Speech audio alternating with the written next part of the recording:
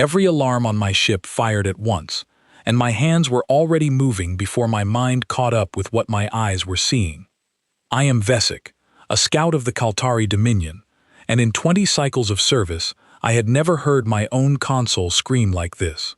Not one alert, not two.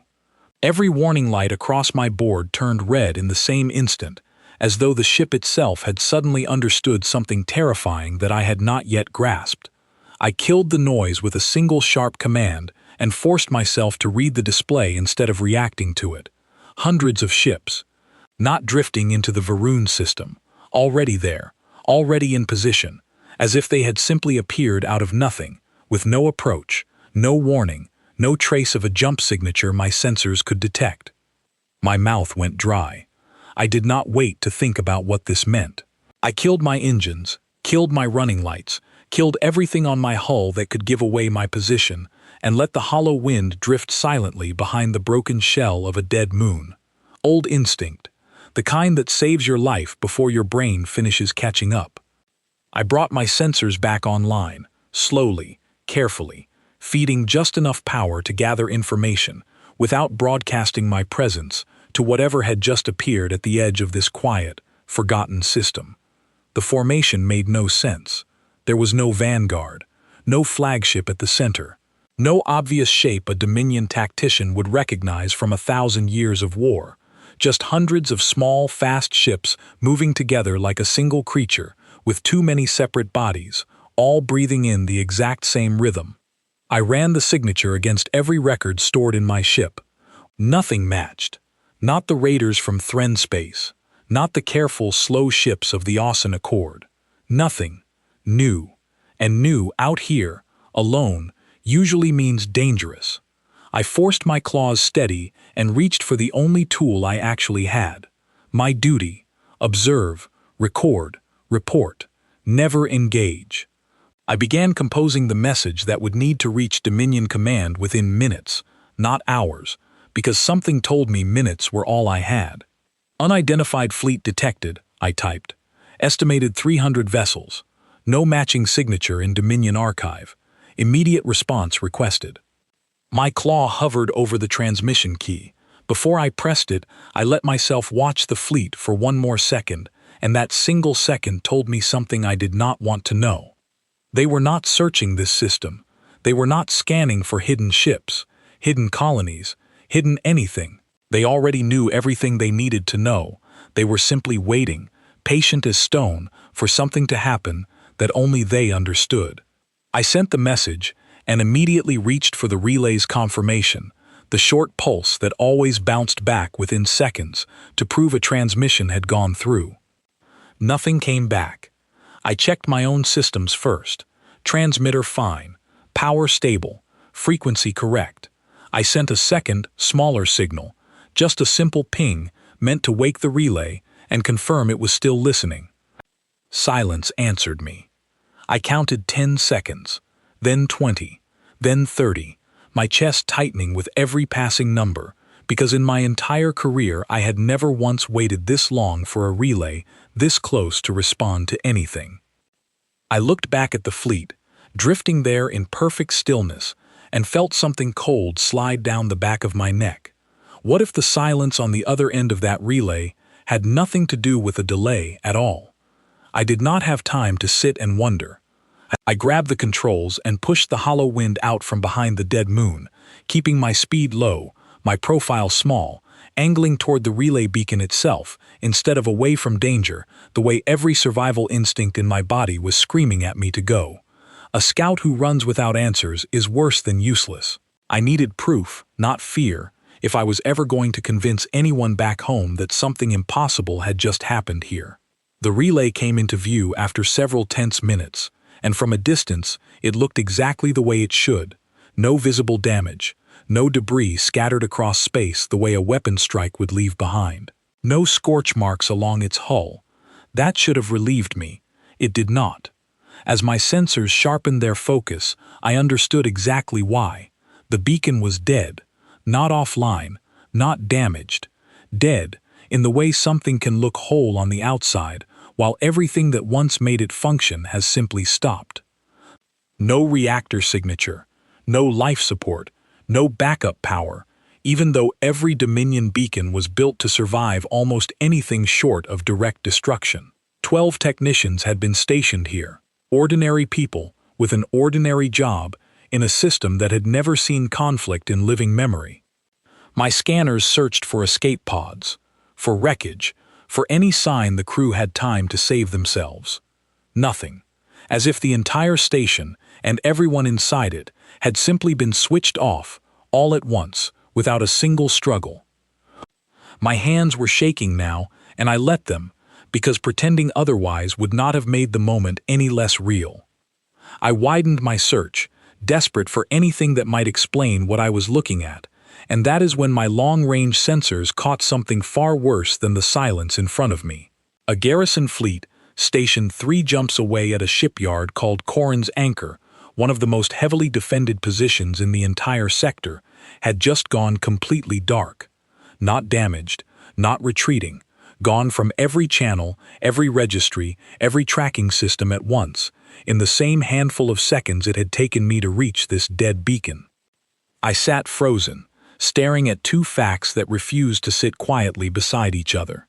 A fleet I could not identify had appeared without warning, and within moments, 2 of the most important points on the map behind me had simply stopped existing in any form my instruments could detect. This was not one attack, this was already spreading. My display flickered, a small warning light blinking to life beside a data buoy drifting near the beacon's hull, a device I had not deployed and did not recognize. It activated on its own the instant I noticed it, a soft light glowing along its surface, and a voice began speaking through an open channel meant clearly for whoever came looking. The voice was calm, too calm for what it was about to say. This beacon was not destroyed, it said. Its function was paused. Those aboard remain unharmed, held safely, and will be returned once this matter is resolved. I stared at the message, my mind refusing to accept how something could remove 12 living people from a fully staffed station without leaving a single mark of struggle behind. The voice continued, steady and unhurried. We are not here to begin a war. We are here because your patrols have crossed into space our people already claim, and because earlier attempts to make contact were ignored. This is a demonstration, not an attack, so that no one mistakes what capability exists on this side of the border. I felt the floor of my certainty crack beneath me. Earlier attempts. Someone, somewhere in the Dominion, had already been warned and had chosen to ignore it. If your leaders wish to speak, the voice finished, they may respond on this frequency. If not, we will continue on our current course and hope wisdom arrives before further demonstrations become necessary. The buoy went dark. I sat completely still, staring at the empty beacon and the silent device beside it, my mind racing through everything I now understood and everything I still did not. An entire crew removed without violence. An entire garrison silenced without a single confirmed explosion. A species with the power to end a fight before it even began, choosing instead to simply prove that it could. That restraint terrified me more than an attack ever could have. I turned the hollow wind away from the dead beacon, my hands finally steady again, and pushed toward a secondary relay point I knew existed hours away, small and easily overlooked, the only path left that might still connect this dying corner of space to the rest of my empire. Behind me, the fleet had not moved an inch. They did not need to chase me. They already knew exactly where every path I could take would lead. That thought followed me the entire way, quiet and patient, like something that had already decided how this would end and was simply waiting to see whether I understood it in time. I pushed the hollow wind through open space for nearly 3 hours, my sensors locked backward the entire way, watching for any sign that the fleet had shifted its attention toward me. Nothing changed. They held their position at the edge of the system exactly as they had from the first moment my drone caught them, patient as stone, and that stillness had stopped feeling like safety and started feeling like something closer to permission, as though they were letting me run this errand because it did not matter to them either way. I did not slow down long enough to think about that too carefully. The secondary relay finally appeared on my display, smaller and older than the beacon I had left behind, tucked into a quiet orbit far from anything important enough to draw attention. Its systems read active, power steady. No cold, lifeless silence waiting to greet me this time. I composed my second report faster than the first, cutting every unnecessary word, keeping only what mattered. The fleet, the dead beacon, Corin's anchor gone dark, the voice from the buoy and its warning, repeated as closely to its exact words as my memory allowed. I sent it, and within seconds the relay confirmed receipt with the pulse I had been desperate to hear for hours. I allowed myself exactly one breath of relief before my long-range sensors caught something that tore it away again. A second distress signal, this one weaker, more fragmented, bleeding in and out of clarity, came from a listening post 2 jumps beyond Corin's anchor, a small monitoring station with barely a dozen crew members and no weapons to speak of. It had no business being a target for anything. It existed only to watch quiet space and report if anything unusual passed through. Unknown contacts, the message read, breaking apart even as I read it. Power failing. All systems. It cut off entirely. I widened my search again, pulling in every fragment of traffic my sensors could reach, and the picture that formed made my chest go tight in a way no training had ever prepared me for. This was not isolated. This was not one system unlucky enough to sit in the wrong place. Reports were surfacing from 3 separate locations now, each describing the same impossible pattern. Ships losing power without visible cause, stations going dark without a single explosion. No wreckage large enough to explain a battle, because no battle had actually been fought. I thought of the buoy's words. A demonstration, not an attack.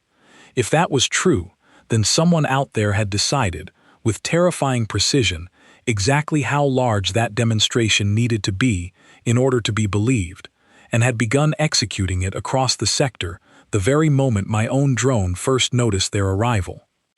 My console chimed with an incoming transmission, and I opened it immediately, hoping for orders, for reassurance, for anything solid to hold on to. Instead, I found a short, rushed message from a junior officer at Dominion Command, clearly buried under a flood of identical reports arriving from every direction at once. Your report has been received and logged, it read. Command is coordinating a response to multiple simultaneous incidents. Maintain position and continue monitoring. Further instructions will follow. Maintain position. As though I could simply sit quietly while an entire sector went dark around me, and my own government scrambled to catch up with a threat that had clearly already planned 3 moves ahead of us. I looked out at the fleet, still drifting calmly at the edge of Veron, unbothered by any of it, and understood something that made my skin crawl. They were not reacting to Dominion Command's confusion, because they had already accounted for it. They knew exactly how a slow, scattered empire like mine would respond to something this size. They had built their entire plan around that certainty. For nearly an hour, nothing on my display changed. The fleet held its position. No new ships appeared. No further messages came through. The whole system seemed to hold its breath, waiting to see what would happen next. Then my sensors caught movement, and every muscle in my body locked at once. A single ship broke away from the main formation, small, quick, and precise, its trajectory updating on my display with a certainty that left no doubt at all about where it was headed. Straight toward me. Every instinct told me to run. I dismissed the thought as fast as it arrived. If they could silence an entire garrison fleet without a single visible weapon fired, a scout ship trying to flee would present no meaningful challenge to them whatsoever. Running would only prove I had something to hide. Instead, I opened every recording device I had, determined that whatever happened next would be documented and transmitted, even if I was not there to explain it myself afterward. The ship slowed as it approached, coming to a stop at a careful, deliberate distance from my hull, close enough to communicate, far enough to avoid looking like a direct threat. A transmission request blinked onto my console. I accepted it before I could talk myself out of it. The voice that answered was the same one from the buoy, calm and measured, though this time it carried something unexpected, a note of genuine attention, almost curiosity, entirely at odds with the devastation spreading across the sector behind it. Scout Adjutant Vesic, it said, using a designation that belonged only to Dominion internal records, information no outside force should ever have possessed. I wanted to thank you personally. Your report reached your command faster than we expected, and that matters more than you may realize right now. I sat frozen, unable to answer immediately, as the voice continued. My name is Nora Vance, it said, and I command this fleet's forward observation group. I understand the fear this has caused, and I am sorry for it, even though I do not expect that apology to mean much, given everything you have witnessed today. I finally forced words out, smaller than I wanted them to sound. What do you want from us? There was a brief pause before she answered, her tone shifting slightly, carrying something almost like weight. We want the same thing your people wanted when they first began charting these stars, she said. A future secured for those we are responsible for.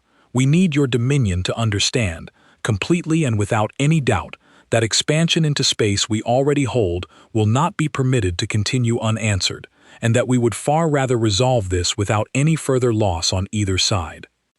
I thought of the 12 technicians vanished from the beacon behind me, of an entire garrison silenced without a single confirmed explosion, and wondered exactly how she measured the word loss, and whether her measurement matched my own.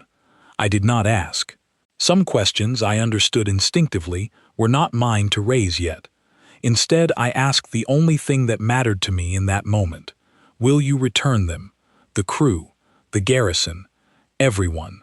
Her answer came without hesitation, firm enough to leave no room for doubt. Yes, she said. Once your leadership agrees to open honest communication, every person currently held will be returned safely, exactly as promised. This was never meant to be permanent. It was meant to be undeniable. Undeniable. I sat with that word for a long moment, understanding now exactly why every system her fleet had touched today had been chosen with such careful precision. The evidence left behind needed to be impossible for anyone in Dominion Command to dismiss, ignore, or explain away as some isolated accident. She had made certain of that from the very beginning. I need you to carry a message forward, Vesic, she said, her tone shifting into something more direct, more urgent. Tell your command we are willing to meet, to negotiate, to find a peaceful resolution. But tell them also that any further incursion into contested space will be met with exactly what you witnessed today, and that our patience, while genuine, does have limits. I will carry it, I said quietly. Thank you, she replied, her voice softening for just a moment. You did your duty well today, Vesic. Better than most would have managed under this kind of pressure. That matters, even if it does not feel that way right now. Her ship pulled away before I could respond, rejoining the main formation as smoothly as it had left, leaving me alone once again with my instruments and a growing, unshakable certainty that the world I had known that morning no longer existed in quite the same shape. I turned back toward the secondary relay, preparing to send everything I had just heard, word for word, back to Dominion Command as fast as the network would carry it. Whatever decisions came next were far beyond my authority to make. But I understood, with absolute clarity, that the choice ahead would shape the future of my entire empire, and that the woman who had just spoken to me so calmly carried more real power in her voice than any weapon I had encountered in my entire career. The report I sent that hour did not sit quietly in some queue waiting for review. It tore through the network like fire through dry grass, jumping from relay to relay until it reached the highest levels of Dominion Command within a single day, faster than any message I had ever filed before. I remained in Verone exactly where I was, following the only order I had, watching the fleet hold its calm, patient formation at the edge of my sensors hour after hour.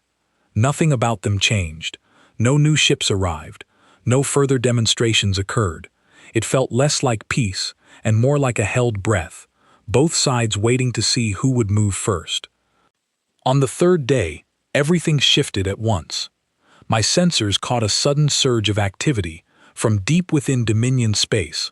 Dozens of ships breaking formation from 3 separate fleets simultaneously, all changing course toward Varun with a speed that told me exactly what kind of decision had just been made somewhere far above my own rank.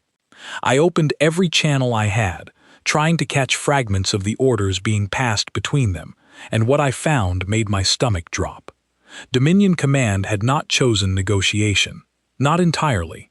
A strike force was moving toward Varun, built from 3 of the fastest response fleets in the sector, under direct orders to eliminate the unknown threat before it could spread any further.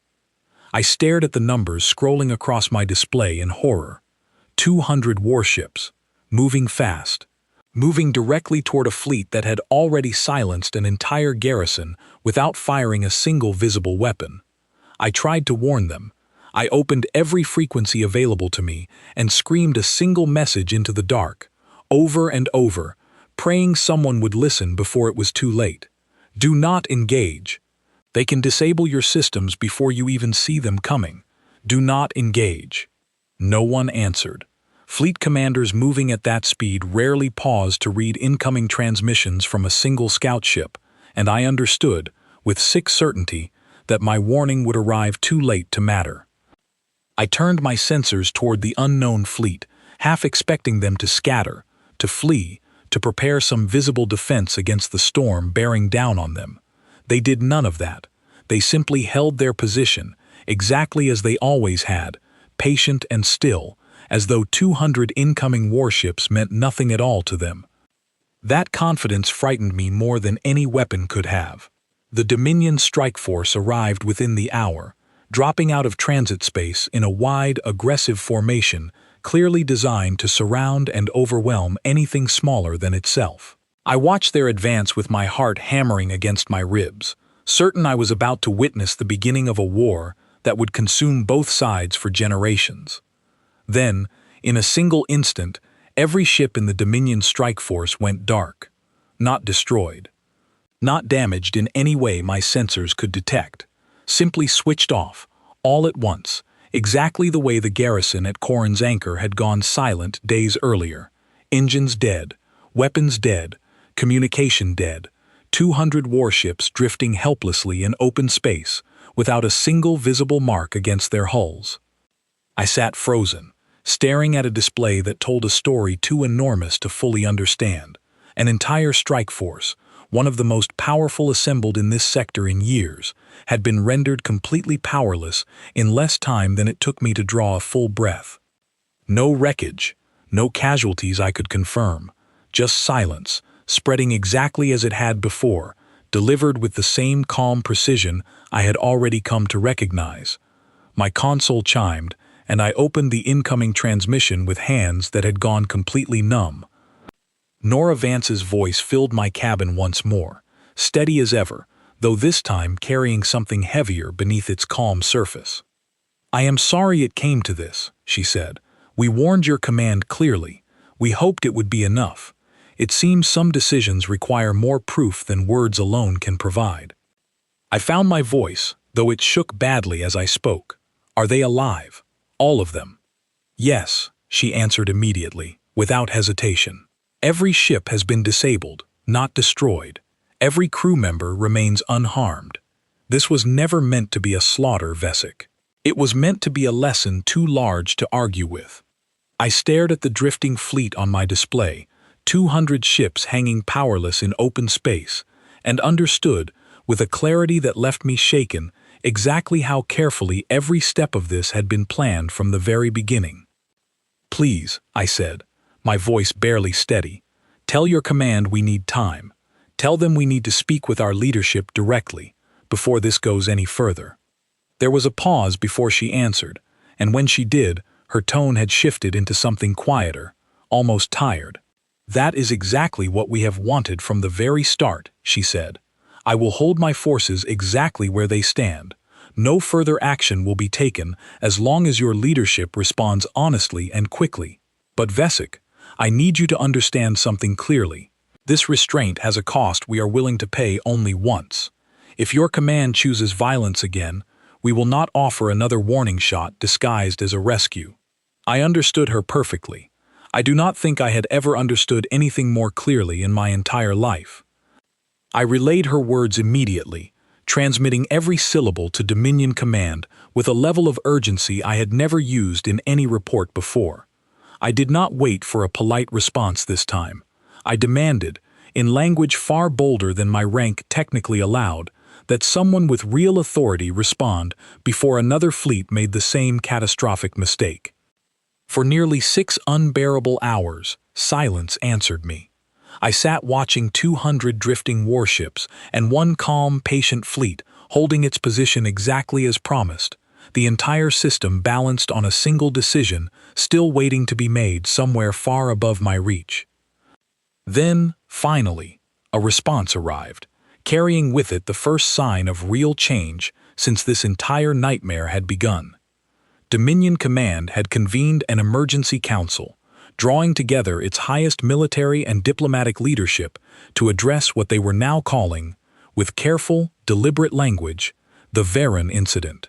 My reports, combined with the undeniable evidence of an entire strike force disabled without a single confirmed casualty, had finally forced a decision no one could avoid any longer. A delegation would be sent immediately, the message explained, to open direct, formal negotiations with the unknown fleet, accepting the terms extended through Nora Vance days earlier. I read that message 3 times before I allowed myself to believe it. War, it seemed, had come terrifyingly close to beginning that very day, closer than I think anyone back home fully understood, and had been pulled back from the edge only because someone, somewhere, finally chose to listen before it was too late. I transmitted confirmation immediately, watching the drifting strike force still hanging powerless in open space, waiting now not for rescue, but for peace to arrive in time to save what remained of this fragile, terrifying moment. The delegation arrived 2 days later, moving carefully through space, still littered with 200 silent, powerless warships, a sight that seemed to press down on every ship in the convoy the moment it came into view. I was summoned aboard the lead diplomatic vessel almost immediately, my scout ship trailing behind like an afterthought next to the far larger diplomatic hull. I found myself standing before a room of senior officials only hours after arriving, recounting everything I had witnessed from the very first alarm to Nora Vance's final, quiet warning. A senior diplomat named Adam Hale, a tall, careful man whose calm presence reminded me uncomfortably of Nora Vance's own demeanor, asked me the question that had haunted me since the moment the strike force went dark. "Do you believe they intend to negotiate honestly?" he asked, "or is this simply a more patient form of the same aggression we have faced before?" I thought of 200 crews returned unharmed, of restraint used with a precision that could easily have chosen destruction instead, and answered as honestly as I could. "I believe they could have ended everything they touched today," I said, "and chose not to. I believe that choice was deliberate. Whether that makes them trustworthy, I cannot promise, but it makes them worth listening to, before we lose everything trying to prove they are not." Adam Hale nodded slowly, writing something down before dismissing me to prepare for contact the following day.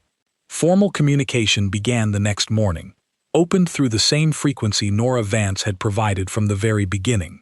She answered personally, her face finally appearing through a live feed alongside 2 others she introduced as key members of her command. A sharp, focused man named Caleb Turner, identified as her fleet's senior tactical officer, and a calm young woman named Ivy Lang, introduced as their lead negotiator for situations exactly like this one. The conversation stretched across hours, careful and deliberate on both sides. Ivy Lang spoke plainly about the boundaries her people considered rightfully theirs, boundaries that overlapped, it turned out, with systems Dominion patrols had begun exploring in recent years, without ever realizing they were crossing into space already claimed by a species none of us had known existed until days ago. Adam Hale pressed hard on the return of every captured crew, insisting any lasting peace required their immediate, verified release. Caleb Turner answered without hesitation. "Transports have already begun departing," he said. "Every person taken during this demonstration will be home within the day." This was never meant to cause lasting harm, only lasting understanding, delivered before further loss became unavoidable on both sides. By the second day of negotiations, the drifting strike force finally began coming back online, one ship at a time, their crews shaken but alive, confirming everything Nora Vance had promised from the very start. As the formal agreement neared completion, establishing clear boundaries and open channels meant to prevent anything like this from happening again, Nora Vance requested a private moment to speak with me directly. "I wanted to thank you again," she said, her tone warmer now than it had been through any of our earlier exchanges. "Your honesty made a real difference in how quickly this ended. Not every scout would have reported what they saw as clearly as you did, even with fear pressing down on every word. I was terrified," I admitted. "I still am, somewhat." "That is understandable," she said gently. "I would be concerned if you were not. Fear, used correctly, keeps people careful. It is only when fear turns into blind aggression that real tragedy begins. I am relieved your people chose understanding instead, even after everything that happened with the strike force." I asked the question that had followed me since the moment those 200 warships went dark. Would you truly have gone further if we had refused to listen even now? Her answer came slower this time, without the calm certainty she usually carried. "I do not know," she admitted. "I hope we never have to find out. Every choice we made was designed to make understanding cost far less than continued conflict. I am relieved, more than I can properly express, that it worked before either of us learned the true cost of finding out otherwise."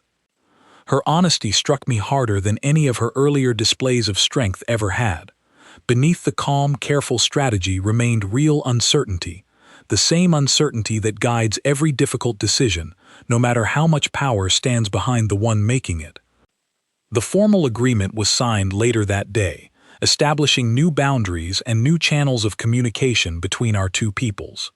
The technicians from the Varun beacon returned home that same evening, shaken but unharmed, describing their days of confinement with a strange mixture of fear and quiet gratitude for how carefully they had been treated throughout. The crews from Corin's Anchor followed over the coming days, and the strike force crews, still adjusting to systems that had returned to life exactly as promised, came home not long after. I remained in Varun a while longer, helping finalize the details of an agreement none of us fully trusted yet, before finally receiving orders to return home. My assignment concluded in a way I never could have imagined when that first alarm tore through my ship what felt like a lifetime ago.